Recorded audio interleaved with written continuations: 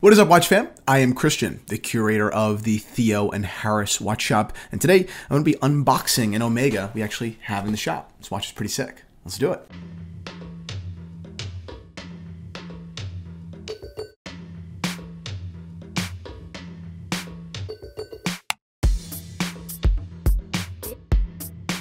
Boom, watch fam. All right, before we get into this Omega, and wow, this box is absolutely beautiful, isn't it? It's really incredible. Quick wristwatch check. I'm not wearing an Omega at the moment, though I will be in just a second. I'm wearing a tag. Well, not tag, Jesus, how could I say tag? I'm wearing a Hoyer. That's so embarrassing. I'm wearing a Hoyer Otavia, really beautiful watch. This is their Viceroy. It was actually a watch that was a product of a marketing collaboration between Viceroy cigarettes and Hoyer. At the time, both brands were struggling. Hoyer wanted to go into the, just male pop culture, and Viceroy wanted to get into racing, and it worked out for both of them. It really helped both companies tremendously. It's immaculate. Watch is absolutely immaculate. Original strap, buckle, the whole bit. This is also available in the Theo and Harris watch shop for you sports watch collectors. Michael said I look like a new Christian today. This is rainy Christian. This is rainy New Jersey Christian.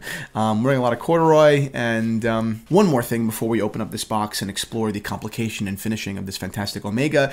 We are giving away a watch, but not an Omega, actually a Rolex pretty soon. As soon as we hit 100,000 subscribers, we're going to put a Rolex in a box and send it to one of you guys. All you need to do to enter is subscribe to our channel at Theo and Harris. Do that right now and fill out the form down below. We'll be picking a winner randomly, I assume within the next month at the rate at which everything's going. So subscribe, and quicker we get there, the quicker the watch goes out. Okay, so today's Omega is something unusual. When we talk about Omega constantly, it's not just us, it's everyone. The Speedmaster, the Seamaster, the Speedmaster, the Seamaster, the Trilogy, the Dark Side, the Blue, the Ceramic, the White, the Bond. It's really very focused into these two collections, but really the Globemaster collection, which is a fairly new collection, is really a high point for the brand. This is one of their best collections, and this particular watch, which is their annual calendar, is maybe one of the best Omegas being manufactured, putting price aside. Then when you consider price, it is absurd. It's an absurd value prop. So let's take this Hoyer off my wrist, open this box, and get into the Globemaster annual calendar. First things first, and we'll get into the more technical, information, historical information in a second, but on the wrist, I love it. This is a 41mm watch, which is definitely larger than I'm used to. I usually wear, 36 to 40, or really 32 to 40, but for a 41, the proportion is great. I think a lot of that, very simply, is thanks to, the short lug to lug and the thin strap. If you have a strap that bulges out, it completely changes the wearability of the watch. You see this in JLC's Ultra Thin Reverso, a fantastic watch that I've said multiple times. It just bulges too far for my wrist. But this absolutely does not do that. It falls right off. So what is this watch? Well, it's a descendant, not a replica, but a descendant of the Constellation line, which is one of Omega's most famous and successful lines. But it's done in a very modern way. It's extremely complicated for its price range, like I mentioned, and the design is fresh and it's original. The steel case has a familiar silhouette. It reminds me of some of the constellations from the 70s. They call them the C-shaped constellations. We've owned many. I think there's actually one in the shop right now with a beautiful gray linen dial. Another plug for the Theo and Harris watch shop. How convenient. But this watch, like I mentioned, at 41mm is supremely comfortable. Now, the bezel is something that we're also somewhat familiar with.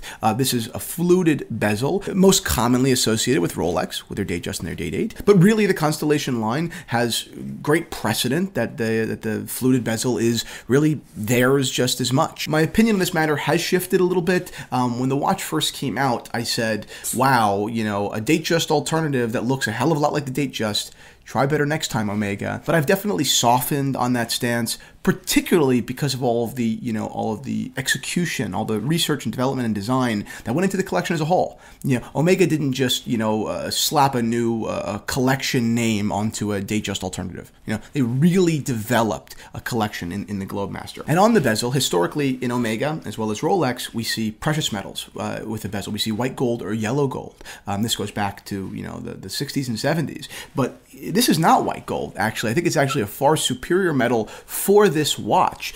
This watch has a very, obviously, as you could tell, dark gray slate color. I think from a distance, you might even think the watch could be titanium. And a lot of that has to do with the dial color, as well as the bezel, which is a super subtle and interesting touch. The bezel is not white gold, which would warm the aesthetic. Rather, it is tungsten carbide, which, and someone correct me if I'm wrong in the comment section down below, I have never seen in the watch industry, maybe in independents, but certainly not in the mainstream.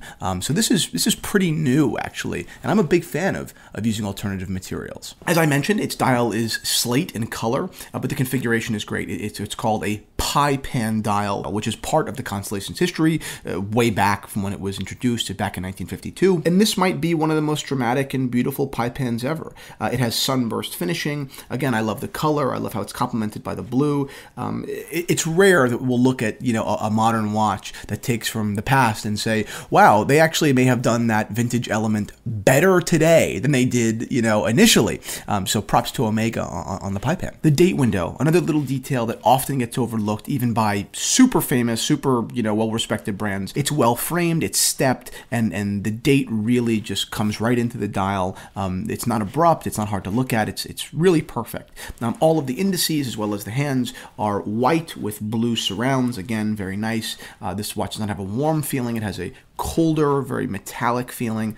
Big fan of that. It's very sporty, and while the watch is fairly elegant, that decision to go on the colder end of the spectrum, on the more industrial end, I think does a lot for the watch's modern appeal. But as I mentioned before, while all that's fun and well and great, where this watch really just kicks it up a notch is in the, you know, movement complication to price ratio. Not only is this watch a well-finished master chronometer with a free-sprung balance and a silicon spring, but it's an annual calendar as well with an instantaneous jump. To call this unusual under $10,000 would be a gross understatement. We see brands delivering a hell of a lot less for a hell of a lot more money, and the retail price is $8,600. That is a, again, absurdly fair price. And if you opt to go pre-owned, which is what we have in the shop, this watch is in fantastic condition, maybe sparingly if ever worn, but you can save yourself $2,000. These watches go on the pre-owned market for $6,500. I don't even think you can buy a modern Datejust for that amount of money. So enormous props to Omega on this piece. A little bit about the annual calendar to give you a little bit more historical context. So this is a fairly modern complication. The perpetual calendar, the tourbillon, the minute repeater, the chronograph, all these different complications. These are very old. There's great, you know, history. You could read into it back into the, you know, 19th century even, really master watchmakers developing these complications. But the annual calendar, and I'll tell you exactly what it is in a second, it was invented in 1996 by Patek Philippe. It's funny to think how the human mind works, right? These brilliant watchmakers decided to go so far beyond the annual calendar, focus on what is even more difficult and more insane before they realized that there was a fantastic complication technically they were already well capable of, that they just hadn't produced. So in 1986, Patek introduced it. So what is an annual calendar? Very simple. It's a complete calendar displaying, of course, the day, the date, and the month, with very minimal adjustment. The movement automatically adjusts for the date displayed on the 30th and the 31st days of the month, and only requires setting once per year, which is that odd month, the end of February. So the only functional difference between an annual calendar and a perpetual is that a perpetual calendar does account for that, you know, year, the leap year, and that last day in February.